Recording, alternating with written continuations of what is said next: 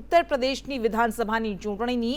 તો આજે ચોથા તબક્કામાં ઉત્તર પ્રદેશમાં 59 બેઠક પર મતદાન થઈ રહ્યું છે। 9 જિલ્લાની 59 બેઠક પર 3 વાગ્યા સુધીમાં સરેરાશ 49.89% મતદાન થઈ ગયું છે। અલગ અલગ જિલ્લાઓની જો આપણે વાત કરીએ તો બાંદામાં 50.08%, ફતેપુરમાં 52.60% મતદાન થયું છે, હરદોઈમાં 46.29%। તો જેની સૌ કોઈની જે સીટ પર નજર છે, લખીમપુર ખીરી જે જિલ્લા પર નજર છે, ત્યાં 52.92% મતદાન અત્યાર સુધીમાં નોંધાયું છે। તો કેપિટલ લખનૌમાં 47.62% મતદાન અત્યાર સુધીમાં નોંધાયું છે, જ્યારે પીલીભીતમાં 53.83% મતદાન થયું છે। આ પીલીભીત એ જ જિલ્લો છે, એ જ બેઠક છે કે જ્યાંથી વરુણ ગાંધી સાંસદ છે અને તેઓ કિસાન આંદોલનને લઈને મુખર રહ્યા હતા। રાયબરેલીમાં 50.84% મતદાન થયું છે, સીતાપુરમાં 50.33% મતદાન નોંધાયું છે, જ્યારે ઉન્નાવમાં 3 વાગ્યા સુધીમાં 47.29% મતદાન નોંધાયું છે। 624 ઉમેદવારના ભાવિ ઈવીએમમાં સીલ થશે। 624 ઉમેદવારોના ભાવિ માટે આજે જનતા હાલ ફેસલો કરી રહી છે। અંગે આપણે વધુ વિગત સાથે આપણી સાથે સંવાદદાતા દેવાંશી જોશી લાઈવ જોડાઈ ગયા છે। દેવાંશી, હાલ આપ ઉત્તર પ્રદેશમાં ઉપસ્થિત છો। આજે ચોથા તબક્કામાં મતદાન થઈ રહ્યું છે, કેવો જનતાનો મૂડ દેખાઈ રહ્યો છે? જનતાનો મૂડ હજુ જનતા કળવા નથી દેતી, એ લોકો ક્લિયર કંઈ જ નથી બોલતા। જ્યારે વાત કરીએ ત્યારે ઓવરઓલ વાત કરે છે યોગી, મોદી, અખિલેશ, એ બધી જ, પરંતુ જ્યારે એમના મુદ્દાઓની વાત કરે છે। અહીંયા હું પૂર્વાંચલમાં છું, અત્યારે પ્રયાગરાજમાં છું। અહીંયા હવે આખો જે મિજાજ છે ચૂંટણીનો, એ પારો અહીંયા આવી ગયો છે, ગરમી અહીંયા આવી ગઈ છે। ત્યાં તો વોટિંગ પૂરું થઈ ગયું છે, અહીંયા હજુ 25 તારીખ સુધી ચાલવાનું છે, પ્રચારના પડઘમ બધા અહીંયા સંભળાતા રહેવાના છે। એ બધાની વચ્ચે અહીંયા નેતાઓ એક સાથે, બધા જ રાષ્ટ્રીય નેતાઓ અહીંયા આવી રહ્યા છે।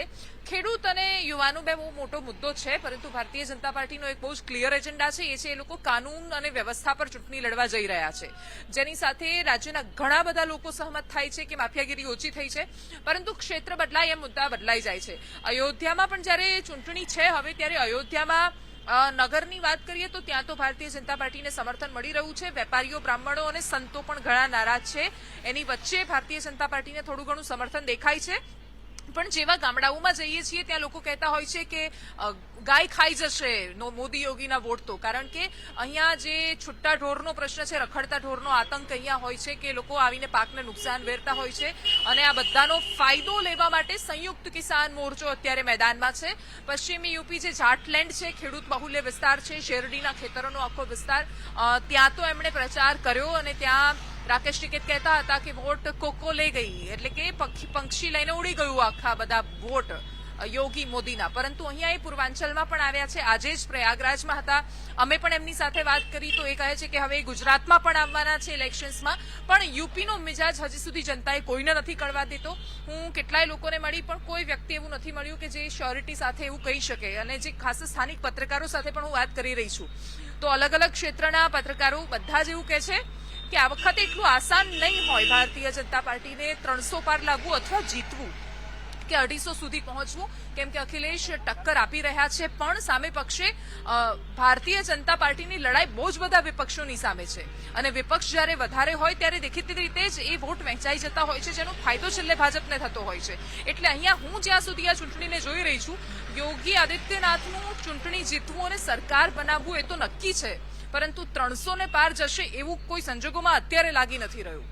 જી, આભાર આપનો તમામ વિગત સાથે જોડાવા માટે।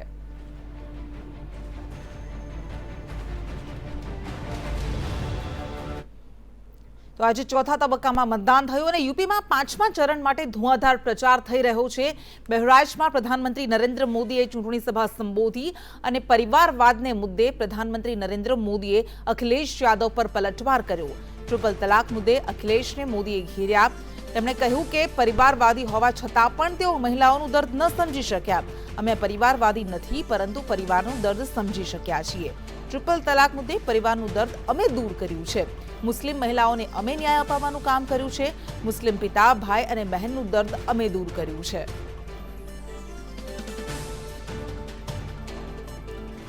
તો આજે ચોથા તબક્કામાં મતદાન થયું, પરંતુ પાંચમા તબક્કાના મતદાન માટે ચૂંટણી પ્રચાર ધુઆંધાર થઈ રહ્યો છે. તમામ પક્ષો એડી ચોટીનું જોર લગાવી રહ્યા છે અને પ્રધાનમંત્રી નરેન્દ્ર મોદીએ આજે બારાબંકીમાં પણ સભા સંબોધી. બહરાઇચમાં સભા સંબોધતી વખતે તેમણે આકરા પ્રહાર કર્યા હતા. અખિલેશ યાદવ પર વારંવાર પરિવારવાદના મુદ્દાને લઈને તેઓ વિપક્ષ પર પ્રહાર કરતા આવ્યા છે અને ફરી એક વખત તેમણે કહ્યું કે તેઓ પરિવારવાદી છે, પરંતુ પરિવારનું દર્દ નથી સમજી શક્યા.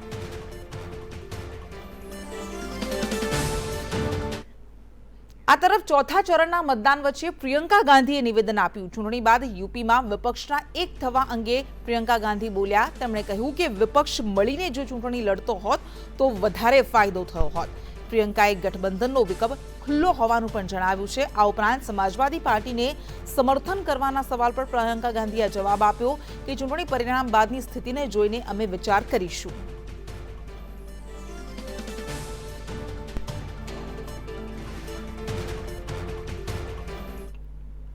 તો ઉત્તર પ્રદેશમાં સંગમ નગરી તરીકે જાણીતા પ્રયાગરાજમાં અમારી ટીમ પહોંચી. ત્યાંની આધ્યાત્મિકતામાં હાલ રાજકીય માહોલ ગરમાયેલો જોવા મળી રહ્યો છે. તો વેપારી નગરી તરીકે પણ જાણીતા પ્રયાગરાજમાં જનતાનું શું છે મિજાજ? આવો કરીએ નજર ગ્રાઉન્ડ ઝીરો પરથી દેવાંશી જોશી સાથે. પ્રયાગરાજમાં આપણે છીએ ત્યારે ગંગાના મિજાજની સાથે રાજનીતિનો મિજાજ સમજવાની કોશિશ કરવી છે. જે બોટ ચલાવી રહ્યા છે એ નિષાદજીની સાથે વાત કરીશું. क्या नाम है आपका? बच्चालाल निषाद। अच्छा, और बच्चा लाल जी यहाँ पे कौन लगता है राजनीति में कच्चा कौन है, बच्चा कौन है और बड़ा कौन है, जबरदस्त कौन है? जबरदस्त में योगी जी हैं, उसके बाद दो ही चल रहे हैं, अखिलेश और योगी जी। इन्हीं दोनों का जबरदस्त है मुकाबला। हाँ, मुकाबला है, लेकिन फिलहाल कहा नहीं जा सकता कौन जीतेगा।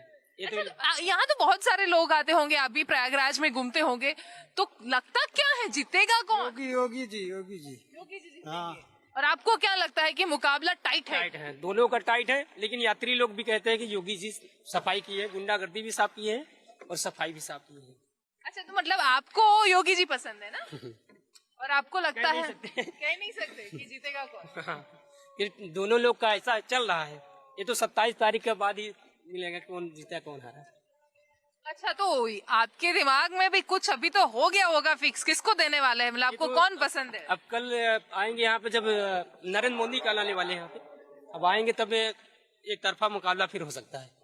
અચ્છા, એ આ યુપીની રાજનીતિમાં બહુ જ મહત્વનું છે કે હું જ્યારે ગોરખપુર હતી ત્યારે પણ મેં વાત કરી, પ્રયાગરાજમાં પણ છે, લખનૌમાં પણ એ જોયું કે જેવા મોટા નેતાઓ આવે છે કે રાજનીતિનો મિજાજ તરત બદલાઈ જાય છે. એટલે નરેન્દ્ર મોદી આવશે, એક રેલી કરશે અને જે અત્યાર સુધી આખું એક ટક્કર ઊભી થઈ છે, કાં તો એને એક સેકન્ડમાં ગાયબ કરી શકે એટલો પ્રભાવ અહીંયા નેતાઓના પ્રભાવમાં રહેતા હોય છે લોકો. એક છેલ્લો સવાલ, એક आखिरी सवाल है आपके, नरेंद्र मोदी आएंगे वो बात करेंगे, फिर उसके बाद आपने बताया एक तरफा हो जाएगा, वो कैसे हो जाएगा? लोगों के मूड चेंज हो जाएगा? पब्लिक जब यहाँ पे इकट्ठा होगी तब वो हो जाएगा। जब पब्लिक ने जिस बार रैली की है तो तब लेडीज लोग काफी वहाँ पे पहुंचे थे। और ये केशव प्रसाद मौर्य का कैसा है? ये अच्छे है, अच्छे है ना? खाली यहाँ खनन बंद कराए थे, बालू जो खनन होता है वो बंद करा दिए थे, इसलिए और पब्लिक नाराज थी। इसलिए चाहे सेब चाकू पर पड़े, चाहे सेब चाकू पर कटना सेफी को है, लेकिन मरना गरीबों का है ही। એવું કહી રહ્યા છે કે ચપ્પુ સફરજન પર પડે કે સફરજન ચપ્પા પર પડે, મરવાનું તો એટલે ઇટ મીન્સ કપાવાનું તો સફરજન જ, એટલે કે ગરીબો જ છે. એ કેશવ પ્રસાદ મૌર્યની સામે એમની થોડી ફરિયાદો છે. પ્રયાગરાજથી એ સાંસદ રહ્યા છે, બાજુમાં કૌશાંબી જિલ્લાથી લડી રહ્યા છે. આ વખતની ચૂંટણીના મિજાજમાં યોગી અખિલેશનો જાદુ છે, યોગી મોદીનું એક અલગ ફેક્ટર છે, પરંતુ નીચે ગ્રાઉન્ડ પર લડાઈ ટક્કરની છે. कैमरा पर्सन संदीप राठौर સાથે દેવાંશી જોશી, સંદેશ news, Prayagraj.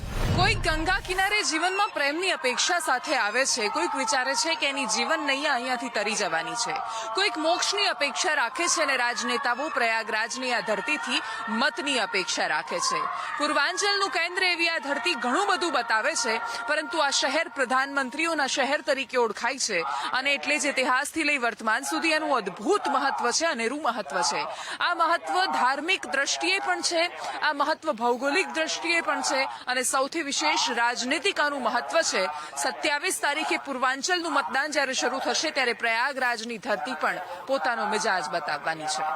Camera person Sandeep Rathore साथे देवांशी जोशी, संदेश न्यूज, प्रयागराज। मुगलोनो इतिहास अहींया विकस्यो, मौर्य वंशना राजाओनो इतिहास अहींया विकस्यो, राजा हर्षवर्धनનો વિકાસ ગંગા કિનારે વિકસ્યો, એના પછી રામકૃષ્ણનો વિકાસ પણ આ જ ધરતીના આ જ નદીના કિનારે થયો। આ નદીનું પૌરાણિક આધ્યાત્મિક મહત્વ છે।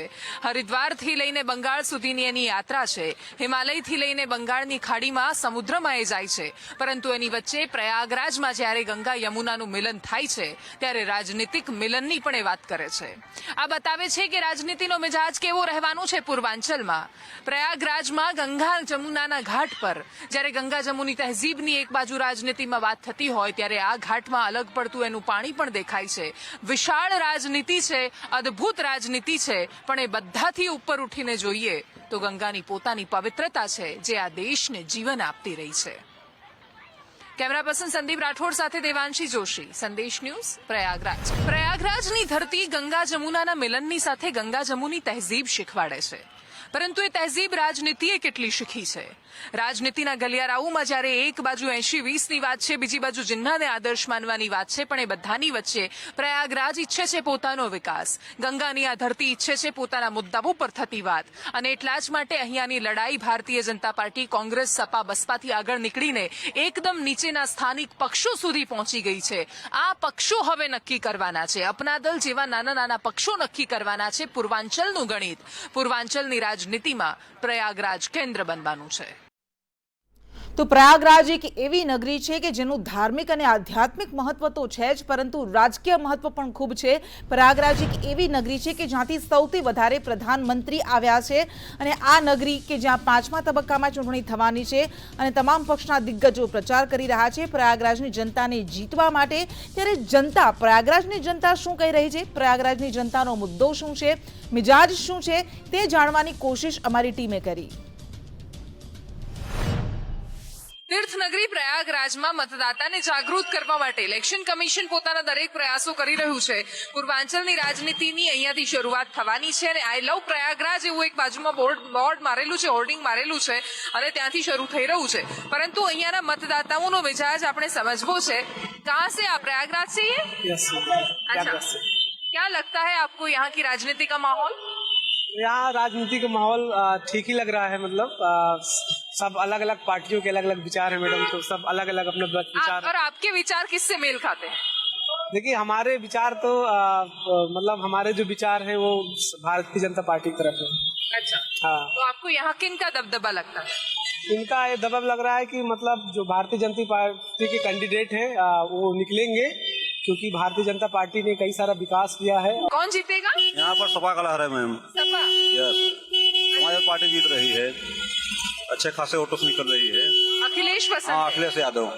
क्यों पसंद है अखिलेश? युवाओं को रोजगार देंगे, उसके बाद हम लोग पहले तो हम लोग स्टूडेंट हैं मैम, हम लोग को रोजगार चाहिए, किसानों के लिए। क्या पढ़ते हैं आप? हम बीटीसी कर रहे हैं। क्या कर रहे हैं? बीटीसी, बीटीसी वो क्या होता है? फुल फॉर्म क्या है उसका मतलब? बेसिक ट्रेनिंग सर्टिफिकेट, प्राइमरी अध्यापक। अच्छा अच्छा अच्छा, ओके। तो उसमें आपको लगता है कि सरकार रोजगार अभी की है, दूध नहीं दे पाई? हम लोग जब भी गए रोजगार मांगने, योगी महाराज से लाठी बरसाए बस लखनऊ हम लोग ऊपर। रोजगार चाहिए, रोजगार, बेरोजगारी आ गई ज्यादा। बेरोजगारी आ गई? हाँ, अच्छा। रोजगार सब खत्म हो गया है। तो कौन देगा रोजगार? अखिलेश जी आएंगे, अखिलेश जी देंगे, अच्छा, अखिलेश जी आएंगे, उनकी सरकार बनेगी। क्या कहना चाहते हैं, कौन अच्छा लगता है? हमारे ख्याल से तो योगी जी बहुत अच्छे काम कर रहे हैं। अच्छा, मैं पकड़ूंगी। हाँ, जहाँ मंदिर बनी थी वहाँ मंदिरों को तोड़ के सेल्फी हाल बना रहे हैं, और उसके बाद बैलों को छोड़कर किसानों को खेत को नष्ट कर रहे हैं, किसान उससे परेशान है। अब इससे अच्छा व्यवस्था क्या देंगे योगी जी? 100 नंबर के 112 नंबर बना रहे हैं, अब इससे अच्छा व्यवस्था क्या मिलना चाहिए? इसी में प्रजा हमारी सुखी है, सारी प्रजा सुखी है। 2-2 साल बैठ के आधा पेट भोजन खाए, अब इससे बढ़िया क्या सरकार देगी? और कुछ बाकी है अभी देने के लिए इनको? मैं समझ नहीं पाई, आप तारीफ कर रहे हैं? मैं तारीफ कर रहा हूँ अपने सरकार की। हमारी सरकार इतनी बढ़िया चला रही है कि 2 साल हमको बैठा दी घर पे, और हम आधा भोजन खाए, सब्जी की जगह हमने सूखा रोटी खाए। अब हमारी सरकार सब देते रही ना मैडम। यंग अच्छा कर लेते हैं। क्या कमी है हमारे पास? कुछ कमी नहीं है मैडम, हमारी सरकार बहुत बढ़िया चल रही है। अब इससे अच्छा कोई सरकार नहीं चल पाएगी मैडम। इनकी बातों से कौन सहमत है यहाँ पे? सहमत है आप? नहीं है? अच्छा, तो आपको योगी जी पसंद है? हाँ वो किसी पसंद है आप। अच्छा, हाँ। उनको भी योगी जी पसंद है, लेकिन किसी और तरीके से पसंद है। अरे ये भैया जात वाल लेके चल रहे हैं, हम लोग जात वाल लेके नहीं चलते, हम लोग जो नेता आएगा सब पसंद है। अच्छा, क्यों, कौन सी जात से है वो? ये यादव है। यादव है आप? अच्छा, आइए इधर आइए आप। अरे यादव जी आइए, यादव जी आइए। हम यादव हैं या क्या है? ये हमारी सरकार जात देख के सरकार चला रही क्या मैडम? अच्छा, तो आप यादव हैं इसलिए आपको परेशान किया? नहीं, हम जात को बात ही नहीं कर रहे हैं। अच्छा, हाँ। सरकार तो एक समान सारी जनता के सामने होती है। એક વાત નક્કી છે કે અખિલેશ યાદવની જ્યારે વાત આવે ત્યારે યાદવ સમાજ તો એમની સાથે જતો હોય છે, લોકોની વાતોમાં, એમની ભાષાઓમાં વ્યંગ્ય છે, પરંતુ જે શહેર છે એ પ્રયાગરાજ છે અને એટલે જ અહીંયા લખ્યું પણ છે કે આઈ લવ પ્રયાગરાજ. એ રીતે આખું ચિત્રણ કરવામાં આવ્યું છે. જો કે આ તો મતદાતાઓને જાગૃત કરવા માટેનું અભિયાન છે. 27મી ફેબ્રુઆરીએ જ્યારે અહીંયા મતદાન થશે ત્યારે ખબર પડશે. કેમેરા પર્સન સંદીપ રાઠોડ સાથે દેવાંશી જોશી, સંદેશ ન્યૂઝ, પ્રયાગરાજ. પ્રયાગરાજના રસ્તાઓ પર એક સુંદર તસવીર જોવા મળી કે અહીંયા મતદાન જાગૃતિ માટે બહુ જ કોશિશ થઈ રહી છે. અહીંયાથી રાજનાથસિંહના દીકરા સિદ્ધાર્થનાથસિંહ અહીંયાથી મેદાને છે ભારતીય જનતા પાર્ટીમાંથી, તો સામેથી નંદપ્રકાશ નંદી છે અને ચૂંટણીનું मैदान जामी गયું છે. પરંતુ सामान्य नागरिक જ્યારે कोशिश करे ત્યારે तस्वीरों अलग बनती હોય છે. यहाँ पे लिखा है अपने बच्चों के सुनहरे भविष्य के लिए अपने मताधिकार का अवश्य प्रयोग करें, और इसलिए आप ये कोशिश कर रहे हैं? जी, मैं इसलिए कर रहा हूँ कि ज्यादा से ज्यादा मतदान हो, क्योंकि इतना प्रयास होता है मतदान के लिए, लोग निकलते नहीं है, जिससे बहुत दिक्कत आती है. तो मैं ये इसीलिए प्रेरित करने के लिए लोगों के बूट झाड़ रहा हूँ, पॉलिश कर रहा हूँ, हम लोग सब लोग मिलके कि ज्यादा से ज्यादा मतदान हो, जिससे एक संपूर्ण अच्छी सरकार बने, मजबूत सरकार करे, जो विकास की गति और तेज हो सके. उसी के लिए हम लोग प्रयासरत है. हम लोग 1.5 महीने से बराबर कोई ना कोई अभिनय कार्यक्रम करके लोगों को मतदान के प्रति चेतना जगा रहे हैं. पर ये काफी अलग है, बूट पॉलिश करके लोगों को. अलग कुछ नहीं है सर, देश सेवा है. देश सेवा है. हमको जब देश की सेवा करनी तो कुछ छोटा बड़ा नहीं होता, हमको अच्छा और स्थिर सरकार बनानी है, जैसे मजबूत सरकार रहे. प्रयागराज में लोग इससे जागरूक होंगे और मतदान करेंगे जरूर. इसलिए यहाँ हम लोग बैठे, लोग आते जाते लोगों को थोड़ा आकर्षित हो रहे और लोगों को पता चल रहा है, रुक रहे, जिससे वो लोगों को पता चल रहा है कि नहीं मतदान जरूर करना चाहिए. और जो बच्चे अभी पहली बार डालेंगे वो लोग उत्साहित भी होंगे. 18 साल के बच्चे हो गए कि चलो हम भी अब सरकार में अपने देश के लिए कुछ कर सकते हैं. एक वोट उनके लिए, वो तो एक वोट डालेंगे, लेकिन सरकार के लिए, अपने देश के लिए बहुत बड़ी चीज होगी. प्रयागराज की क्या अपेक्षाएं हैं आने वाली सरकार से? बहुत है कि हमारा देश बहुत विकास करे और अच्छे से अच्छे विकास हो. और प्रयागराज तो प्रयागराज हो गया, और भी प्रयागराज बन जाए, बहुत अच्छा प्रयागराज बन जाए. अच्छा, आपकी क्या अपेक्षाएं? हमारी अपेक्षा ये है कि हमारी बेटियां सेफ हैं, रात बिरात कहीं भी निकल सकती हैं, गुंडा राज खत्म हो गया है. आपको योगी जी पसंद ऐसा लग रहा है? हाँ, योगी जी के नेतृत्व में माननीय योगी जी महाराज, माननीय प्रधानमंत्री जी ने जो भी योजना निकाले, देश का विकास हो गया है. आज हमारी बेटियां सेफ है, गुंडा राज खत्म हो गया है. अच्छा, योगी जी को दे या मोदी जी को दे या कमल को दे या अयोध्या को दे, लेकिन जरूर दे. अच्छा, आपने 4 ऑप्शन दिए और 4 ऑप्शन दिए. एक योगी जी ऑप्शन है, एक मोदी जी ऑप्शन है, एक अयोध्या ऑप्शन है, एक कमल ऑप्शन है. मतलब चारों 4 आपने भाजपा के ऑप्शन दिए हैं. पार्टी के लिए भी बात करते हैं या सिर्फ मतदान के लिए? अभी हम केवल देश हित की बात कर रहे हैं. पार्टी से सब लोग किसी न किसी पार्टी जुड़े रहते हैं, मगर जो हम लोग का अभी उद्देश्य है कि ज्यादा से ज्यादा मतदान हो. जब ज्यादा मतदान होगा तो अच्छी और स्थिर सरकार बनेगी. जो विकास की गति चल रही है उसको और तेजी मिलेगी, कि युवा अपने कदम आगे बढ़ाए, पोलिंग बूथ की तरफ जा बढ़े. तो हम लोग का कहने का भावार्थ ये था. आज हम लोग बूट पॉलिश करके लोगों के सैंडल झाड़ के, किसी भी तरह जो जिसके जो पहना है, अगर पॉलिश के लिए पॉलिश कर रहे हैं, झाड़ने के लिए तो झाड़ के दे रहे हैं. मतलब हमारा उद्देश्य है ये है कि मतदान अधिक से अधिक हो. बस नहीं, आप बहुत अच्छा प्रयास कर रहे हैं. हम गुजरात के लोग आपको देखेंगे तो वहाँ भी, हमारे राज्य में भी चुनाव आने वाले, तो वो वहाँ पे भी प्रेरित. Thank you. ચૂંટણી માત્ર સરકાર પસંદ કરવા માટે નથી હોતી, ભવિષ્ય પસંદ કરવા માટે પણ હોય છે. કેમેરા પર્સન સંદીપ સાથે દેવાંશી જોશી, સંદેશ ન્યૂઝ, પ્રયાગરાજ. પ્રયાગરાજ પ્રધાનમંત્રીઓનું શહેર કહેવાય છે. દેશના પહેલા પ્રધાનમંત્રી જવાહરલાલ નહેરુને આ દેશની રાજનીતિ અત્યારે એક અલગ સ્તર પર લાવીને મૂકી દીધા છે. એમની સામે ઘણા પ્રશ્નાર્થ ચિહ્નો ઉભા કર્યા છે. પરંતુ પ્રયાગરાજની એક ઓળખ જવાહરલાલ નહેરુનું, મોતીલાલ નહેરુનું આ ઘર પણ છે. આનંદ ભવનની બહાર હું છું અને જ્યારે દેશની રાજનીતિ અને ઉત્તર પ્રદેશની રાજનીતિનો મિજાજ સમજવાની કોશિશ કરતા હોઈએ તો પછી ક્યારેય નહેરુના પરિવારને અથવા નહેરુના આ આવાસને બાજુ પર ન મૂકી શકાય. પ્રયાગરાજની આ ખૂબ મોટી ઓળખ છે. આ રાજ્યની રાજનીતિમાં પણ આનું ખૂબ મહત્વનું સ્થાન રહ્યું છે. અહીંયા ગાંધીજીના કક્ષથી લઈ મોતીલાલ નહેરુથી લઈ પંડિત જવાહરલાલ નહેરુ સુધીના કક્ષ છે અને પ્રયાગરાજની રાજનીતિમાંથી કોંગ્રેસ ભલે હવે ધીરે ધીરે ઓછી થતી જાય છે, ગાયબ થતી જાય છે, પરંતુ આ ભવન કેટલીય ઘટનાઓનો, ઐતિહાસિક ઘટનાઓનું સાક્ષી રહ્યો છે જે હંમેશા સાક્ષી પૂરવાનો છે. કેમેરા પર્સન સંદીપ રાઠોડ સાથે દેવાંશી જોશી, સંદેશ ન્યૂઝ, પ્રયાગરાજ.